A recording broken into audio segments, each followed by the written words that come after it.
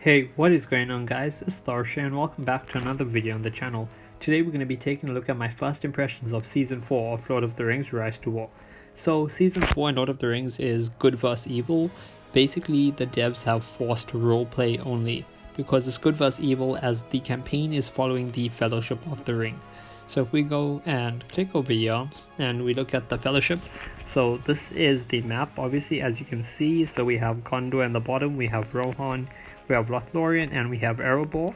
Lindon and Arnor have both been removed from the map, neither of them are playable.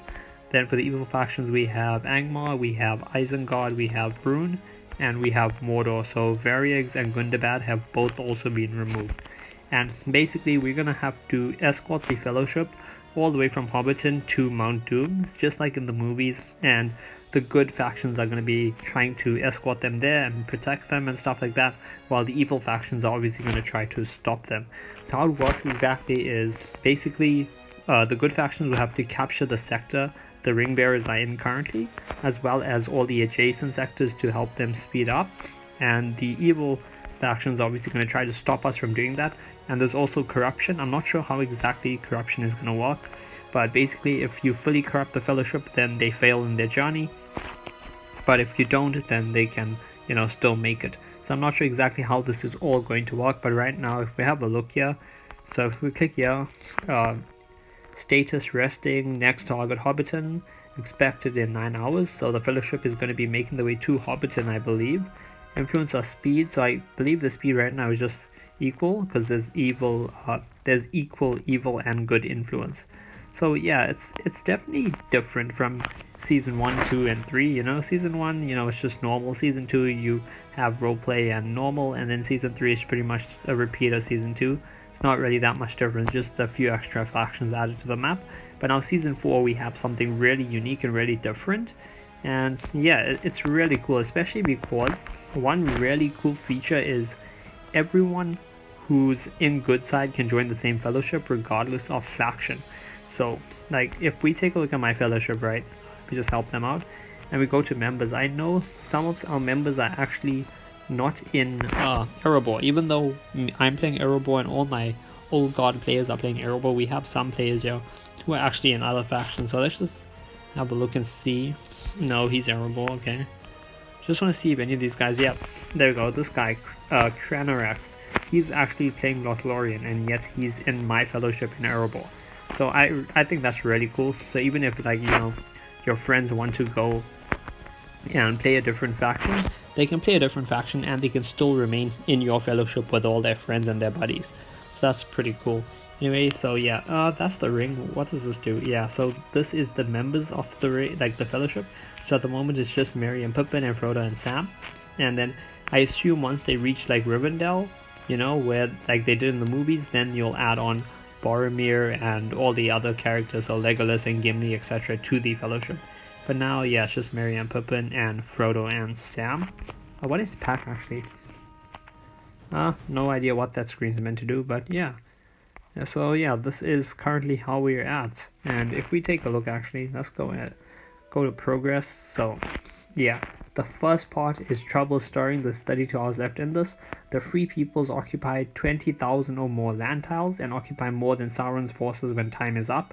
So right now we occupy 39,459, evil occupies 27,792, and all the different season objectives, like all the different chapters of the season, they all have like a good versus evil theme to it. So like this is free peoples collect 800,000, 8 million, 8 million ring power in total, and I've collected more than Sauron's forces. So obviously it's good against evil, whether good factions do better than the evil factions or not, and all of them are pretty much the same thing like that. So that's pretty cool.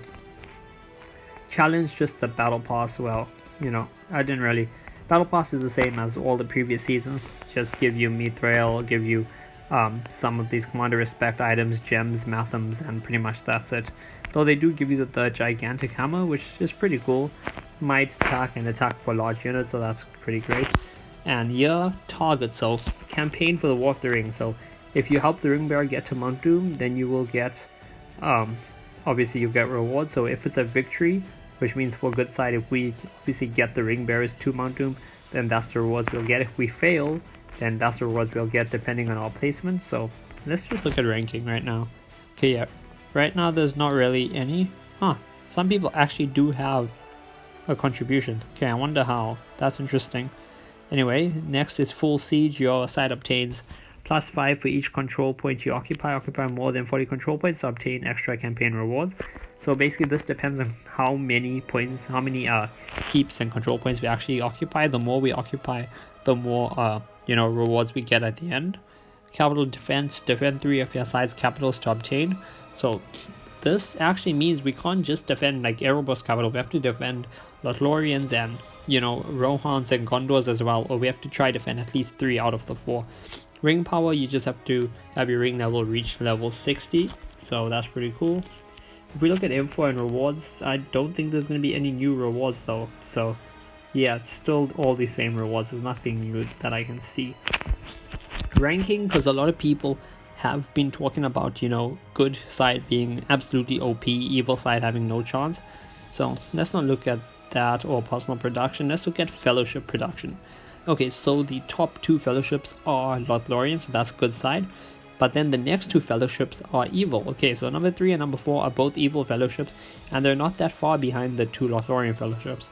After that we have 3 Gondor fellowships. Okay, we have 3 Gondor and a Rohan fellowship. So that's 4 fellowships in a row. But then we have a Isengard. What? Oh yeah, so that was actually Isengard and Rune.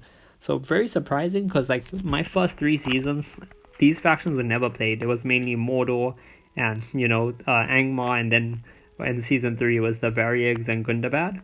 But it's nice to see. So there's an Isengard fellowship and then a Rune fellowship.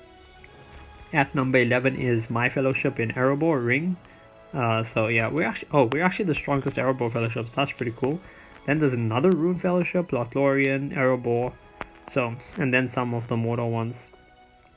So I mean, it's definitely interesting. Like, I mean, there is a lot of pretty powerful evil fellowships. I mean, yeah, I do think good still does outnumber evil, but like the strongest, like the top 10, there's 1, 2, 3, 4. Okay, it's 6 to 4. So I mean, it's kind of weighted in our favor, but that's only 1 extra fellowship. If that 1 fellowship instead was evil, it would be pretty equal. So yeah, but anyway, back to I kind of rambled on a bit too much, but my first impression on the season so far is I'm really excited, like, to see how the different season chapters work out and how the gameplay works, because of the fact that it's good versus evil, and it's properly good versus evil. You're not gonna have good factions fighting each other now.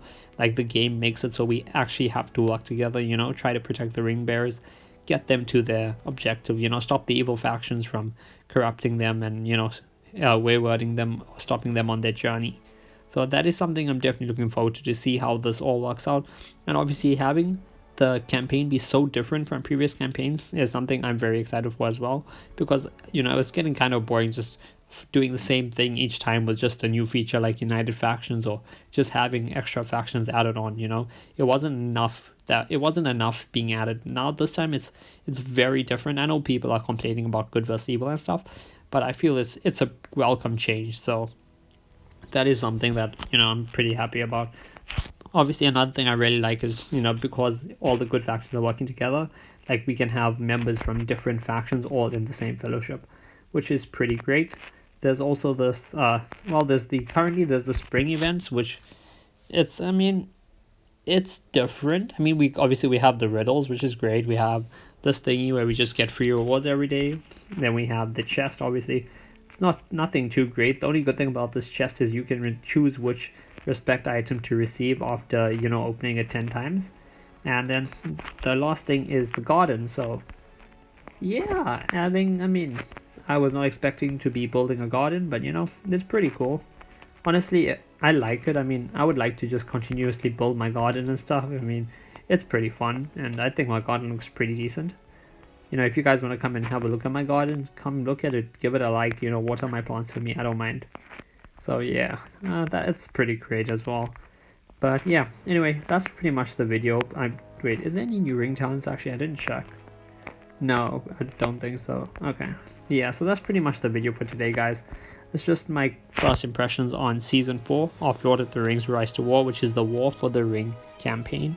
and I will keep you guys updated. And if you guys want to, I will keep you all updated and do some more videos on, like, you know, first week's progress, or, you know, do update videos on my season and how it's going. If you all don't really want to see that, I'll just stick to doing other stuff like tips and tricks, commander builds, etc. Anyway, enough rambling on by me. If you guys did enjoy this video, please do drop a like, comment, and subscribe to the channel, and don't forget to turn on this post notifications. Anyway, I'll see you guys in the next video.